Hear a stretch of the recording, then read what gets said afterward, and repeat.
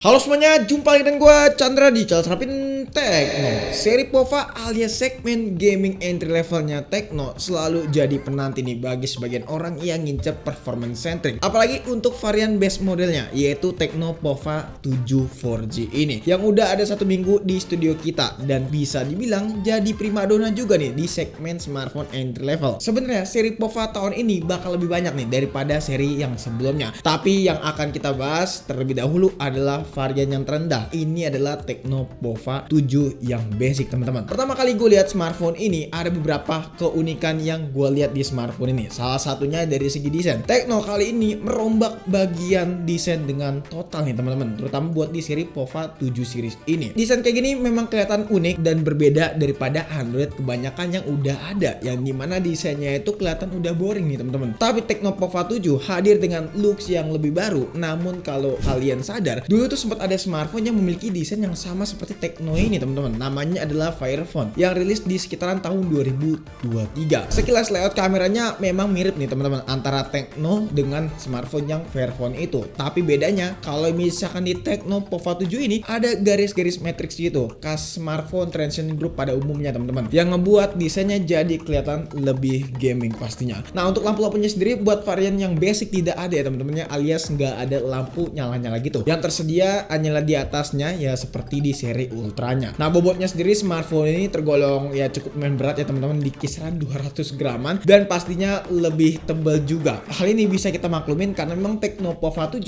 hadir dengan kapasitas baterai yang jumbo di angka 7000 mAh. Ada peningkatan dari seri sebelumnya yang dimana cuma 6000 mAh. Panelnya pakai IPS, memang ini bagian yang disayangkan banget buat smartphone ini, yang dimana kalau kita perhatikan di seri sebelumnya itu sudah menggunakan panel AMOLED, tapi di sini ada sedikit downgrade nih, teman-teman. Secara experience udah mantep banget nih, teman-teman. Udah jadi standar smartphone pada umumnya lah kalau menurut gua dengan spek kayak gini. Yang terpenting untuk smartphone entry level memiliki responsivitas layar yang sangat baik. Bagian tadi yang menurut gua udah cukup banget buat standar smartphone entry level zaman sekarang. Dan Tekno POVA 7 ini sudah memenuhi requirement tersebut. Nah, speakernya sendiri sih smartphone ini udah stereo ya, dengan kualitas suara yang menurut gua kenceng. Tapi kalau misalnya kita atur ke 100%, kualitas suaranya itu agak sedikit cempreng. Tapi masih fun to use banget kalau misalnya kalian untuk pakai dengan kebutuhan entertain. Beralih ke bagian performance, salah satu hal yang ditunggu-tunggu. Nah, buat SoC sendiri, smartphone ini meningkat ya, teman-teman, yang dimana sebelumnya itu pakai Helio G99 Ultimate, tapi kali ini dia pakai Helio G100 Ultimate. Sebenarnya kedua SoC ini tidak ada peningkatan yang signifikan nih, teman-teman, antara keduanya. Dan kalau lo lihat perbedaannya itu paling dari support megapikselnya aja, yang dimana di Helio G100 bisa sampai 200 megapiksel, tapi kalau misalnya di Helio G99 hanya 108 megapiksel aja. Dari AnTuTu benchmarknya kita bisa lihat perbedaannya cuman dikit banget nih, teman-teman, Helio G99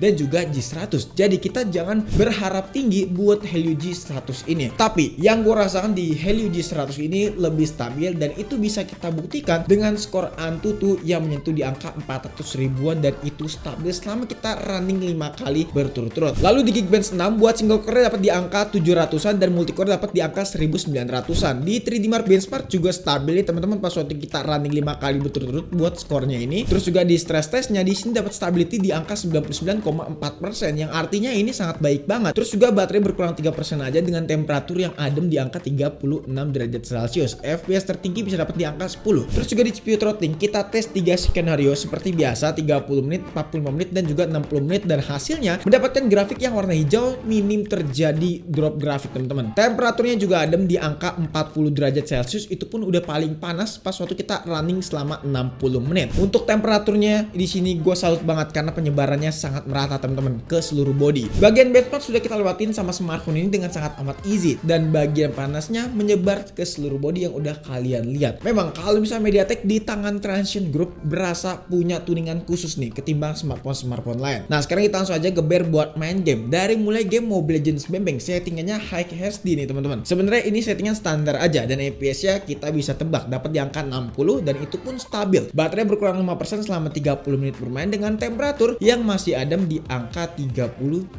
derajat Celcius aja buat bagian depan. Bagian belakang sih cuma 36 ya. PUBG Mobile Smooth Ultra, di sini FPS-nya dapat di angka 40, giroskopnya pun juga lancar, baterainya berkurang cuma 5%-an. Nah, terus juga untuk temperaturnya masih tergolong adem di angka 35 derajat Celcius. Oke, masih gaskan aja buat main game PUBG Mobile. Terus juga buat main game Delta Force, settingannya adalah Smooth Ultimate, FPS-nya dapat di angka 40 sampai 50, walaupun memang cukup naik turun tapi setidaknya mendapatkan FPS yang cukup playable ya teman-teman. Dengan temperatur di angka 38 derajat Celcius pas waktu kita main game Delta Force ini. Lalu game Genshin Impact settingannya adalah lowest 60 FPS, FPS rata-rata dapat di angka 35 sampai 55 FPS, tapi rata-ratanya itu bisa di angka 30 sampai 35 FPS aja. Dengan temperatur yang masih ada di angka 36 derajat Celcius selama 30 menit bermain dengan konsumsi baterai yang gak terlalu boros. Terus juga game Free Fire alias game nih ya, settingannya rata kanan alias max high ya teman-teman, dan FPS-nya dapat di angka 60. Artinya smartphone ini bisa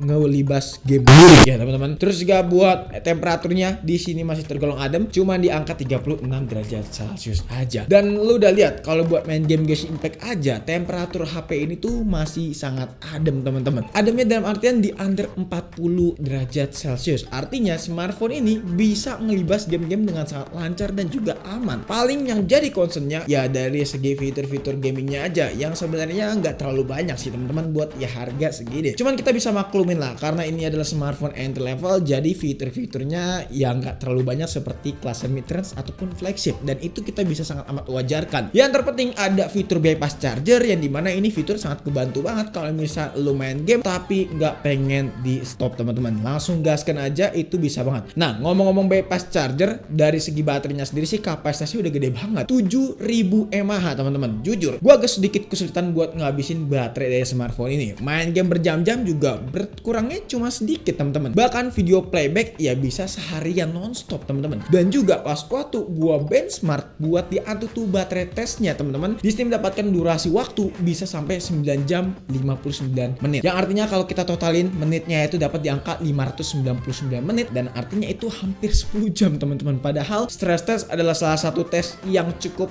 menguras konsumsi daya baterai karena meningkatkan performance sampai limit teman-teman. Tapi yang jelas baterai HP ini sih bener-bener badak banget. Sekarang kita bahas kameranya aja teman-teman. Secara konfigurasi dia punya dua kamera belakang dengan kamera selfie juga punya nih teman-teman. Nah, buat hasilnya langsung aja deh gua spill. Sebenarnya buat hasil foto dari Tecno Pova 7 ini kita nggak bisa berekspektasi tinggi. Layaknya kita bisa mendapatkan hasil foto seperti Canon series. Karena memang ini bukan segmentasinya buat ke arah kamera, melainkan ini buat ke segmen gaming teman-teman. Jadi kita nggak bisa berekspektasi tinggi bisa mendapatkan kualitas gambar ataupun karakter warna yang mirip sama Tecno Camon. Tapi setidaknya dari segi detail dan warna naturalistik dari smartphone ini masih dapat banget, entah itu kamera depan ataupun kamera belakang. Oke, ini adalah hasil perekaman kamera depan dari Tecno Pova 7 yang bisa ngerekam di resolusi 2K 30 fps.